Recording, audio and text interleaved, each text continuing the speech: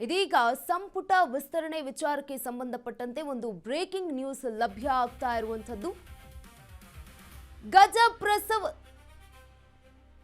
ಗಜಪ್ರಸವದಂತಾದ ಸಂಪುಟ ವಿಸ್ತರಣೆ.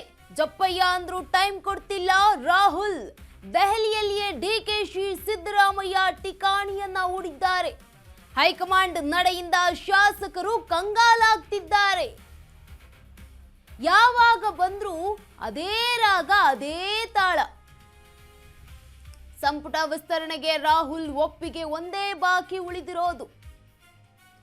3 ದಿನಗಳಿಂದ ದೆಹಲಿಯಲ್ಲಿಯೇ ನಾಯಕರು ಇರುವಂತದ್ದು ವಾಸ್ತವ್ಯವನ್ನ ಹೂಡಿದ್ದಾರೆ. 20 ಸ್ಥಾನಗಳಿಗೆ 30ಕ್ಕೂ ಹೆಚ್ಚು ಆಕಾಂಕ್ಷಿಗಳಿದ್ದಾರೆ. ಕಾಯಿಸ್ತಿರೋ ರಾಹುಲ್ ವಾಪಸ್ ಆಗ್ತಿದ್ದಾರೆ ಶಾಸಕರು.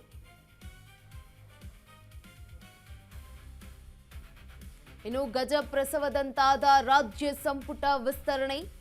ಇದೀಗ ಜಪ್ಪಯ್ಯ ಅಂದ್ರೂ ಟೈಮ್ ಕೊಡ್ತಾ ಇಲ್ಲ ರಾಹುಲ್ ಗಾಂಧಿ ರಾಜ್ಯದ ನಾಯಕರಿಗೆ. ದೆಹಲಿಯಲ್ಲಿಯೇ ಡಿಕೆಶಿ ಸಿದ್ದರಾಮಯ್ಯ ಠಿಕಾಣಿಯನ್ನ ಹೂಡಿದ್ದಾರೆ.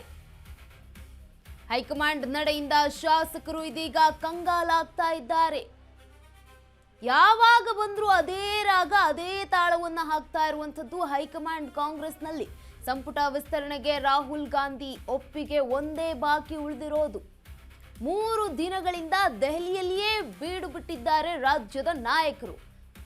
20 ಸ್ಥಾನಗಳಿಗೆ 35ಕ್ಕೂ ಹೆಚ್ಚು ಆಕಾಂಕ್ಷಿಗಳು ಇರುವಂತದ್ದು. ಈ 20 ಸ್ಥಾನಗಳಿಗೆ ಕಾಯಿಸ್ತಿದ್ದಾರೆ ರಾಹುಲ್ ಗಾಂಧಿ. ವಾಪಸ್ ಆಗ್ತಿದ್ದಾರೆ ಕೆಲವೊಂದಷ್ಟು ಶಾಸಕರು.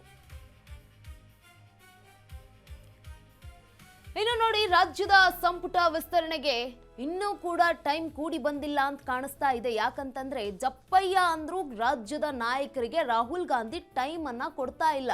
ಎಸ್ಪೆಷಲಿ ಸಿಎಂ ಡಿಕೆ ಶಿವಕುಮಾರ್ ಅವ್ರಿಗೂ ಕೂಡ ಈ ಒಂದು ಸಮಯ ಸಿಗ್ತಾ ಇಲ್ಲ. ದೆಹಲಿಯಲ್ಲಿಯೇ ಇರುವಂತದ್ದು ಸಿಎಂ ಡಿಕೆ ಶಿವಕುಮಾರ್ ಅವರು ಹಾಗೆ ಮಾಜಿ ಸಿಎಂ ಸಿದ್ದರಾಮಯ್ಯ ಅವರು ಠಿಕಾಣಿಯನ್ನ ಹೂಡಿದ್ದಾರೆ. ಯಾವಾಗ ಸಿಗ್ತಾರೆ, ಯಾವಾಗ ಮಾತನಾಡ್ತೀವಿ, ಯಾವಾಗ ಸಂಪುಟ ಪುನರ್ರಚನೆಯ ವಿಚಾರವಾಗಿ ಕುರಿತು ಮಾತನಾಡ್ತೀವಿ, ಚರ್ಚೆಯನ್ನ ಮಾಡ್ತೀವಿ. ಜೊತೆಗೆ ಇವ್ರು ಏನು ಒಂದಷ್ಟು ಹೆಸರುಗಳನ್ನ ಲಿಸ್ಟ್ಗಳನ್ನ ಫೈನಲ್ ಮಾಡ್ಕೊಂಡಿದ್ದಾರಲ್ಲ, ಅವನ್ನೆಲ್ಲ ತೋರಿಸಿ ಈ ಒಂದು ನಾಯಕರಿಗೆ ನಾವು ಸಂಪುಟ ವಿಸ್ತರಣೆಯಲ್ಲಿ ಭಾಗಿಯಾಗ್ತಾರೆ, ನಮ್ಮ ಸಂಪುಟದ ಸಹೋದ್ಯೋಗಿಗಳಾಗ್ತಾರೆ, ನೀವು ಒಪ್ಪಿಗೆ ಕೊಡಬೇಕು ಅನ್ನುವಂಥದ್ದು ಪಟ್ಟನ್ನ ಹಿಡಿದು ನಿಂತಿರುವಂಥದ್ದು. ಆದ್ರೆ ರಾಹುಲ್ ಗಾಂಧಿ ಅವರು ಡಿ ಕೆ ಶಿವಕುಮಾರ್ ಅವರಿಗಾಗ್ಲಿ ಅಥವಾ ಸಿದ್ದರಾಮಯ್ಯ ಅವರಿಗಾಗ್ಲಿ BK ಹರಿಪ್ರಸಾದ್ ಅವರಿಗಾಗ್ಲಿ ಸಿಗ್ತಾ ಇಲ್ಲ. ಕಾರಣ ಅಂತೂ ಇದ್ದೇ ಇರುತ್ತೆ. ಯಾಕೆ ಅನ್ನುವಂಥದ್ದು. ಇದೀಗ ಸಚಿವ ಸಂಪುಟ ಸರ್ಕಸ್ಗೆ ಬೀಳುತ್ತಿಲ್ಲ ಮುದ್ರೆ. ಯಾವಾಗ ರಾಗ ಒಪ್ತಾರೋ ಅಂತ ಕಾಯ್ತಿದ್ದಾರೆ ಸಿಎಂ ಡಿಕೆ ಶಿವಕುಮಾರ್. ಈಗಾಗಲೇ ಕಾದು ಕಾದು ಸುಸ್ತಾಗಿದ್ದಾರೆ ಕಾಂಗ್ರೆಸ್ನ ಶಾಸಕರು.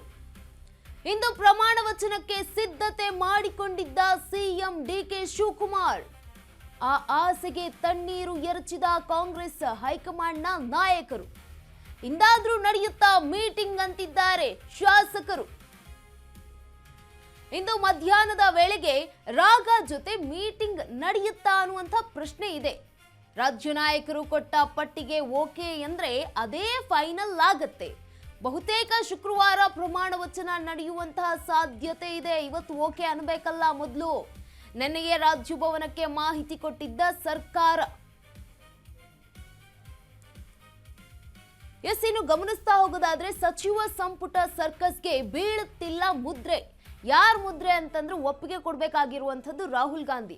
ಹಾಗಿದ್ರೆ ರಾಹುಲ್ ಗಾಂಧಿ ರಾಜ್ಯದ ನಾಯಕರಿಗೆ ಯಾಕೆ ಸಿಗ್ತಾ ಇಲ್ಲ? ಗಮನಿಸ್ತಾ ಹೋಗೋದಾದ್ರೆ ಹಿಂದೆ ಪ್ರಮಾಣ ವಚನ ನಡೆಯಬಹುದು ಅನ್ನುವಂತಹ ನಿರೀಕ್ಷೆ ಇತ್ತು. ಆದ್ರೆ ರಾಹುಲ್ ಗಾಂಧಿ ಅವರು ಸಿಕ್ಕಿಲ್ಲ. ರಾಜ್ಯ ನಾಯಕರ ಕೈಗೆ ಸಿಗ್ತಾ ಇಲ್ವಂತೆ ರಾಹುಲ್ ಗಾಂಧಿ. ರಾಹುಲ್ ಸಂದೇಶಕ್ಕಾಗಿ ಕಾಯ್ತಾ ಇದ್ದಾರೆ ಸಿಎಂ ಡಿಕೆ ಶಿವಕುಮಾರ್ ಅವರು. ಸಮಯ ಸಿಕ್ಕರೆ ಸಭೆ ನಡೆಸಿ ಪಟ್ಟಿ ಅಂತಿಮಗೊಳಿಸಲು ಎಲ್ಲಾ ರೀತಿಯಾಗಿ ಸಿದ್ಧತೆಯನ್ನ ಮಾಡಿಕೊಳ್ತಿದ್ದಾರೆ. ನೀಟ್ ಪ್ರತಿಭಟನೆಯಲ್ಲಿ ವ್ಯಸ್ತರಾಗಿದ್ದಾರೆ ರಾಹುಲ್ ಗಾಂಧಿ ಅವರು.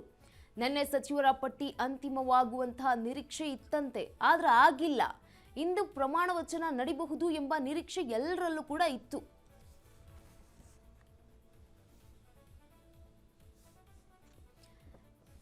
ಈ ಬಗ್ಗೆ ಮತ್ತಷ್ಟು ಮಾಹಿತಿಯನ್ನ ನೀಡಲಿದ್ದಾರೆ ನಮ್ಮ ಪ್ರತಿನಿಧಿ ದೂರವಾಣಿ ಸಂಪರ್ಕದಲ್ಲಿ ದೀಪಾ.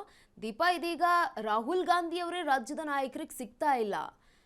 ಕಾರಣ ಅಂತೂ ಹೇಳ್ತಾ ಇರುವಂಥದ್ದು ಏನು ಪ್ರತಿಭಟನೆಯಲ್ಲಿ ನಿರತರಾಗಿದ್ದಾರೆ ಅನ್ನುವಂಥದ್ದು. ಪ್ರತಿಭಟನೆ ರಾಹುಲ್ ಗಾಂಧಿ ಅವ್ರಿಗೆ ಇನ್ನೂ ಮುಗ್ದಿಲ್ವಾ ರಾಜ್ಯದ ಗಮನ ಹರಿಸೋದಕ್ಕೆ ಅಂತ?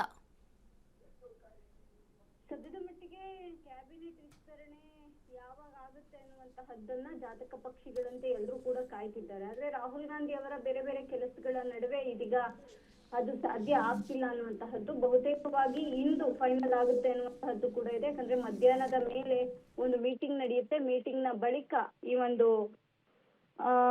ಏನು ಅವ್ರ ಜೊತೆ ಸಭೆಯು ಕೂಡ ಮುಂದುವರಿಯುತ್ತೆ ಅನ್ನುವಂತಹದ್ದು. ನಿನ್ನೆ ಸಂಜೆ ಮೀಟಿಂಗ್ ಫಿಕ್ಸ್ ಆಗಿತ್ತು, ಆದ್ರೆ ಇದಕ್ಕಿದ್ದಂತೆ ಸುದ್ದಿಗೋಷ್ಠಿ ಇದ್ದಿದ್ರಿಂದ ಅದು ಕ್ಯಾನ್ಸಲ್ ಆಗಿರುವಂತದ್ದು.